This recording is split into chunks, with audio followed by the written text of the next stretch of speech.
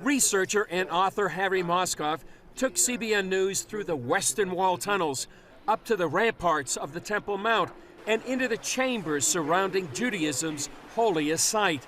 His book, The Ark Report, chronicles his two-decade quest to find the legendary icon. He says one theory is that it was taken out of the temple and carried to Jericho 18 miles away. It says in Jeremiah that some of the vessels of the temple were exited, sort of escaped, as it were, through this area at the destruction of the first temple. But Moscow took us to the spot where he believes the Ark lies.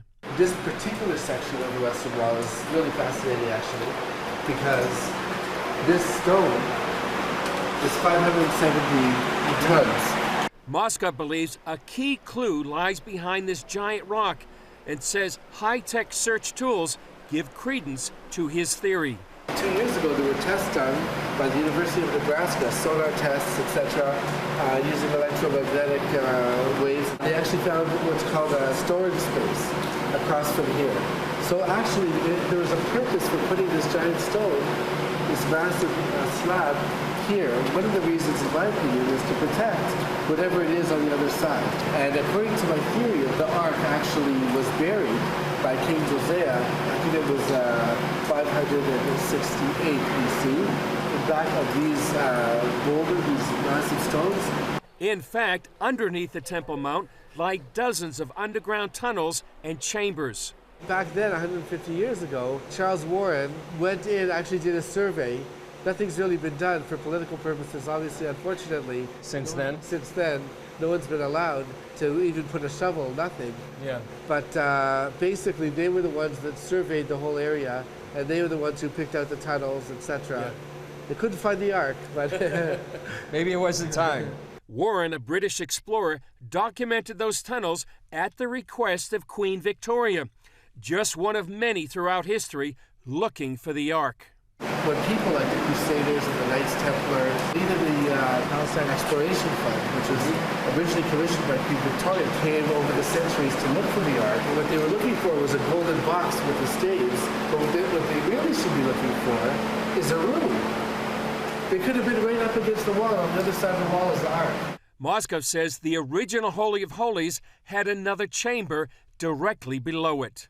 Actually, in the blueprint itself of the first temple, the chamber should be built exactly the same, Holy of Holies, exactly the same level of holiness as the one right above it. It was set up right from the beginning to house the Ark, with a golden floor and everything. That's how Solomon built it, constructed, so the Ark itself could go down.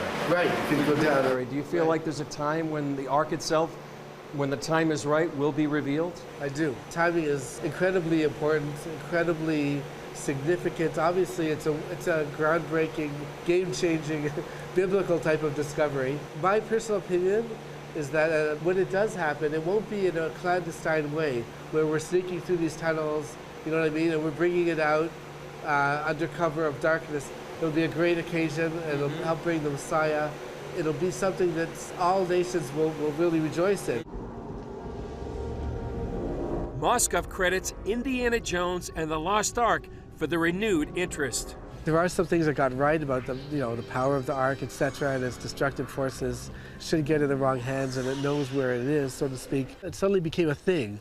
Oh, what is the Ark of the Covenant? What is that? Oh, yeah, it sort of put it into the face of the public, and maybe that was its best success. Yeah. I loved it personally. It's Hollywood. What do you think is the main takeaway people need to know about the Ark of the Covenant? It's a real thing, just like it did 2,700 years ago. It still exists today. It's got the broken tablets that Moses crashed down there at Mount Sinai, and the second tablets. It really does exist. We're really going to see it, hopefully, in our lifetime again. It is a catalyst for the Messiah to come. Until it is revealed, the Ark of the Covenant built by Moses in the wilderness will continue to fascinate the world. Chris Mitchell, CBN News, the Western Wall Tunnels, Jerusalem.